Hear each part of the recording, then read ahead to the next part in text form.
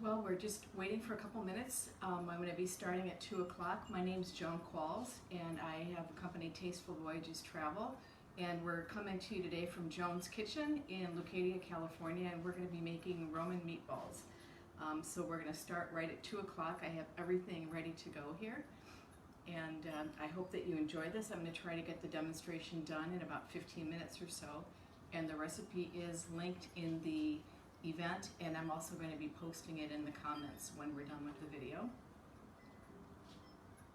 Alva Fryer from Galesburg, Illinois is watching. Hi Alva, I hope you enjoy this. I hope you do make it too. It's really a delicious recipe, and it's not difficult to make at all. A little time consuming, but not difficult, and so worth it.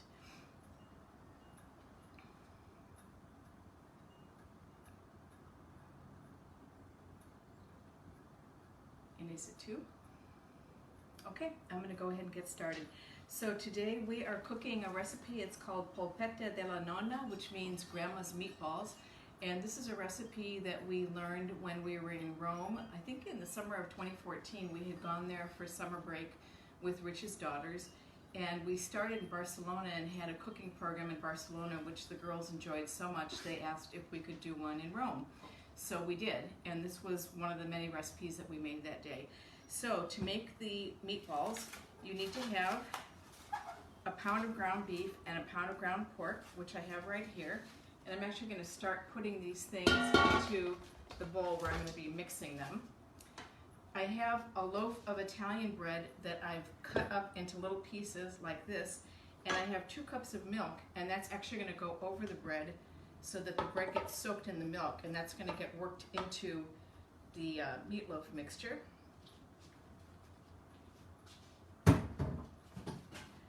I have 2 eggs, and I've actually already got those cracked, so those are going to go right in there. I have 2 cups of grated Parmesan cheese. This is the real Parmesan cheese from Italy, which I prefer. It just has the nicest, strongest flavor. And I'm actually going to put together another quick little video showing you how to grind this up in the food processor, which makes it much easier. So that's going to go in there. And I have 8 ounces of Fontina cheese that I've already grated. The recipe actually calls for Edam cheese, which is a mild Dutch cheese. And he also said that you can use American cheese if you want to, but Fontina is a nice Italian style cheese that's very mild flavored, and I have it grated very finely, so I'm just going to go ahead and put that in. Maria Sandin and John Shaver Awesome. are watching. Lupita, it's nice to have you here, and Reverend John, it's really nice to see you too. Again, this is Joan from Lucadia, California, coming to you from Joan's Kitchen. And Ginger Meyer. Ginger Vemmer, one of my co-workers from Chicago. Ginger, it's nice to see you. Amy Kirby. Amy Kirby, one of my colleagues, a travel agent colleague. So I'm just giving the milk and the bread a little stir to make sure that it's all kind of mixed together and ready to go in there. And I'm going to start mixing this up with my hands. So again, what I have in here is ground beef, ground pork, Parmesan cheese, Fontina cheese, and 2 eggs. And the chef in the recipe instructions, he said to mix it strongly. I first started taking cooking classes when I was living in Chicago, probably about the year 2000, with my friend Mary. There was a restaurant in Evanston, Illinois. It's sadly no longer there, but the chef, Peggy Ryan, taught cooking classes, and I remember in one of the classes she said she'd been hired by some kind of a meat council to teach people how to touch raw meat with their hands, because a lot of people are really squeamish about doing that. As long as you wash your hands really well afterwards, it's the best way to mix meat together. So you just got to kind of like grin and bear it. So I've got my meat and my eggs and my cheeses mixed together, and I need to mix the bread in there. The bread that's soaked in milk is going to give the meatballs some body. Kathy Hawes is watching. Hi, Kathy. So this is the part where we're mixing it strongly, and the bread is starting to break down, and I want to make sure that it's all incorporated into the meat. The cheese itself is pretty salty, so I'm not adding any additional salt to this. And what we're going to do when we get this all mixed together, we're going to be forming this into meatballs and dropping them into breadcrumbs, which I have here. I actually have the breadcrumbs in a little pan here. So I need to mix this up a little bit more, just to kind of like incorporate the bread and the cheese and the meat all together. I don't want to have chunks of bread. I don't want to have chunks of one kind of meat or another. I really want it to be as homogeneous as it possibly can. It's kind of funny sometimes when you're making hamburgers or meatloaf or something like that, they tell you not to mix the meat too much because it gets too compressed. But for this one, the instructions really are to mix it as strongly as possible with your hands. So that's what I'm doing. And I'm gonna hold this up so you can see what this looks like now that it's been mixed. Rodney Qualls from Carbondale, Illinois Hey is Rodney, watching. it's nice that you joined us. So once again, we are making Polpette de la Nonna, which is Grandma's meatballs. This is a recipe that we learned in a cooking class in Rome when we were there in 2014 with Rich's daughters for summer break. So technically, the meatball mixture is supposed to sit for about half an hour to kind of blend together, but I'm going to show you this technique. I do have some that are ready to go to start cooking. So you take the meatball and you drop it in the breadcrumbs and just kind of roll it around the breadcrumbs until it's coated. And I'm going to let the rest of this sit, but I do have a tray of the meatballs here that I prepared ahead, and those are ready to go and start cooking. So I'm going to wash my hands first.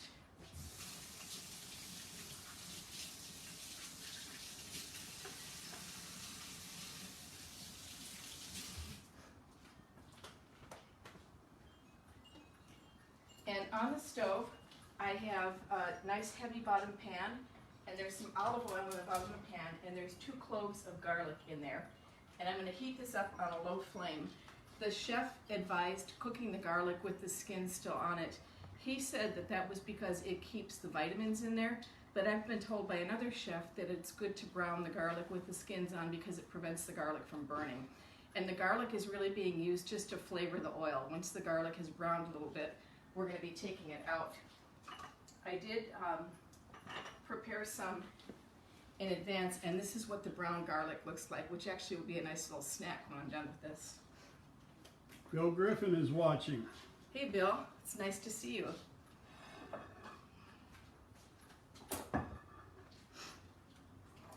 After the garlic is browned in the oil, I'm going to put some of the meatballs in there, and we're going to be just browning the meatballs in the oil.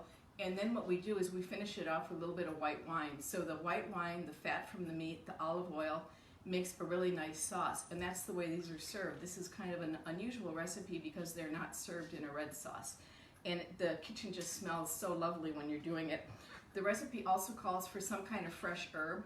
They said marjoram, sage, or rosemary. I love rosemary, and we have it growing wild out in front. So I have a couple sprigs of rosemary here. And that actually goes into the pot at the time that we're going to add the wine. Carolyn Hawes from Kodiak, Alaska is watching. Wow, that's awesome. Hi, Carolyn. And I do have a 1.5 cups of white wine here that I'm going to add in. Today I am using Torontes wine from Ponte Vineyard, which is one of our favorite vineyards here in the area. It's in Temecula. We're in Leucadia, California on the coast. Temecula is about an hour and 15-minute drive. It's northeast of here. And there are like 40 vineyards up there. Ponte is one of our favorites. This wine was produced in Argentina. They had a vineyard in Argentina. I'm not sure that they still do, but this is an Argentinian variety of wine. They actually recently bought a vineyard up in Oregon, and they're doing Pinot Noir and Pinot Gris up there. So I'm going to come over here and check on my garlic to see how that's going. It's starting to get a little bit brown. I'm going to turn the heat up just a tiny bit more just to get it going. And I've actually got a second pot here because I have a couple of these that are already partially cooked. So I'm going to show you what they look like and then finish cooking them for you that way. The olive oil that I'm using, by the way, it does call for extra virgin olive oil. I happen to be using Pompeian olive oil. Extra virgin is when they take the olives from the very first time, and it's the oil that comes out with the first pressing. And cold pressed is where it's just literally pressed cold. There's some oil that's extracted using heat. That's usually not extra virgin. They actually take the olive pits and the skins after a first press and kind of grind them up with heat to get more oil out. And that just doesn't taste as good. To me, it's interesting that we're using this pure olive oil for frying the meatballs, but it just gives them a really nice flavor. And there's enough oil in the pan when the meatballs go in that they're almost kind of deep frying. It's not just a film of oil on the pan, there's actually a little bit more than that in there. So my garlic is pretty nicely browned here. I'm going to go ahead and pull that out. And I'm going to start putting some of the meatballs in here. And we do want to turn the flame up for that. The flame needs to be hot enough so that the meatballs start really cooking right away. And what we're doing right now is basically browning the breadcrumbs that the meatballs are coated in. If the flame isn't hot enough, they're going to stick on the bottom of the pan, and you don't want that. You want to have like a nice coating of breadcrumbs.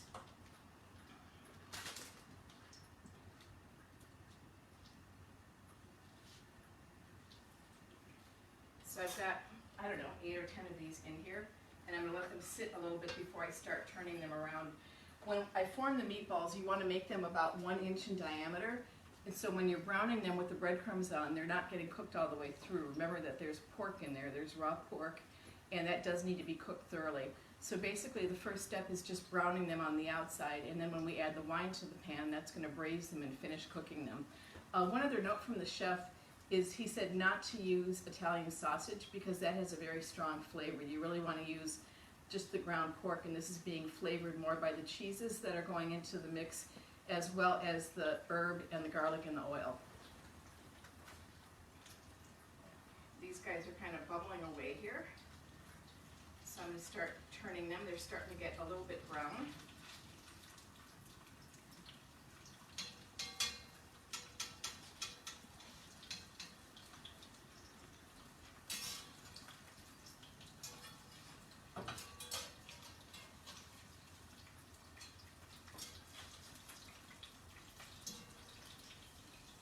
You want to use a nice heavy pan for these. I'm using a Le Creuset. If you had a cast iron pan, that would work really well, or a heavy nonstick pan you could use. If you use a nonstick pan, you're probably not going to get the same level of browning as you would be getting using a cast iron or some other kind of pan. I've also made these using All-Clad and Calphalon, which are heavy pans. The All-Clad is a stainless steel pan, and the Calphalon is some kind of like an anodized aluminum. I'm just wondering if anybody has any questions while these meatballs are cooking away there. I have somebody monitoring the chat box, so if anybody has a question that they'd like to put out there, I'd be happy to answer it.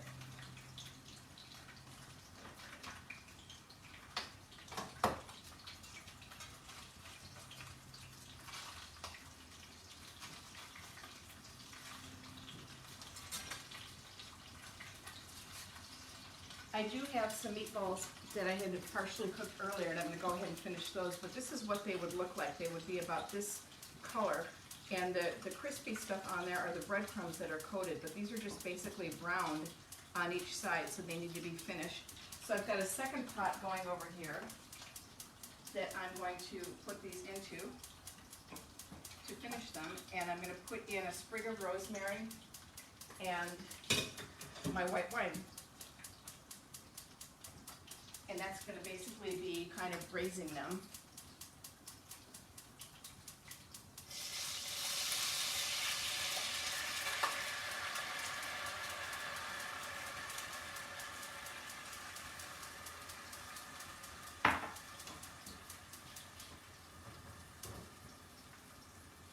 And it's starting to smell really, really good in here.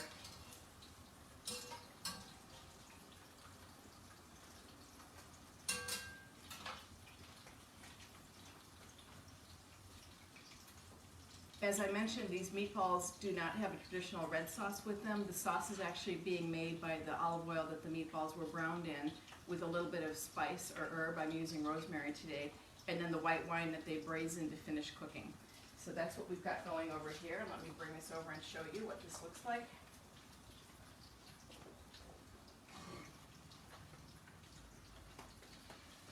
I don't know if you can see inside of there, but that's the wine with the meatballs in there and the little sprig of rosemary. And this is going to finish them cooking because there is raw pork that was in there, so we need to make sure that that's cooked very thoroughly. And the wine together with the olive oil and the cheese that's used to season the meat just makes a really lovely sauce. we made these at home shortly after coming back from that trip to Rome. My nephew was here, and he wanted to know if he could just drink the sauce. That's how delicious it is.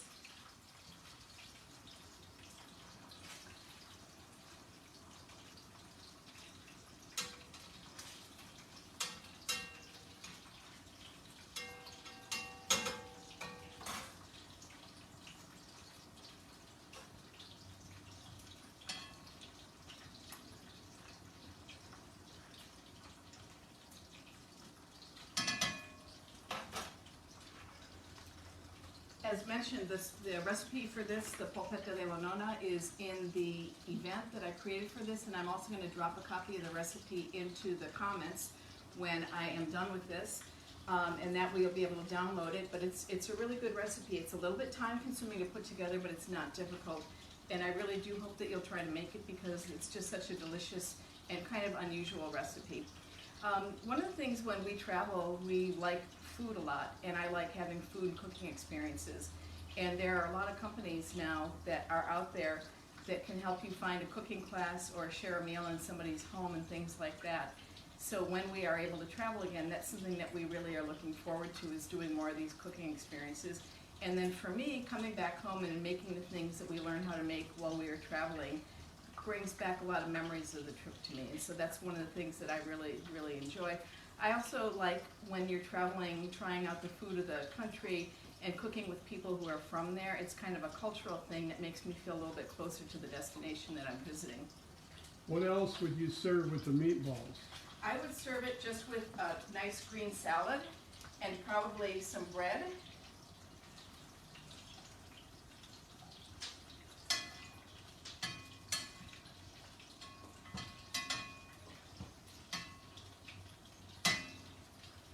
And I suppose technically, since it's cooking with white wine, you would want to serve it with white wine, but I don't necessarily follow those rules. I figure whatever wine you like is what you should be drinking. And you could, obviously you don't have to have alcohol with it. You could have water or soda or, whatever you wanted to have with it. But it's a simple meal, but the meatballs really are the main course. You could use them for an appetizer as well, if you cooked them and then had them in a crock pot with some toothpicks, that would be really good. But it really is intended to be just a main course. And these guys over here are just about done. They've been braising probably for about 5 minutes or so. I'm going to pull the other ones out, the ones that are partially cooked.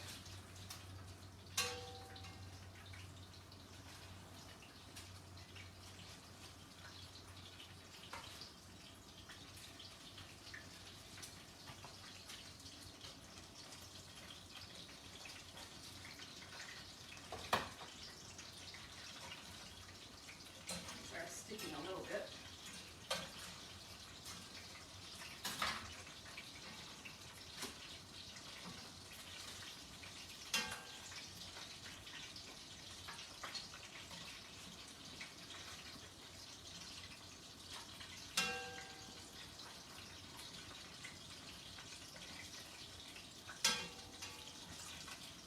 One that was bigger that needs to finish cooking.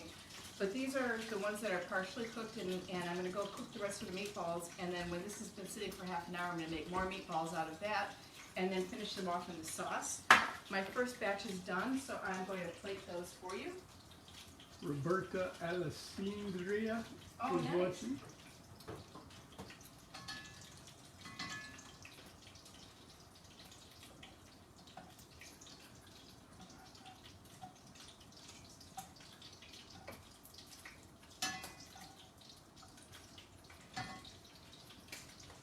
So there you have it, the polpette alla nonna, Grandma's meatballs, or as I call them, meatballs if your grandma was Roman. And I really appreciate everybody that's taken a few minutes to watch this today. I will be posting the video if you missed it the first time around. And I really, really, really do encourage you to try this recipe because it's absolutely delicious. So thank you, and greetings from Southern California, and I will catch you again next week. Thank you. Bye-bye.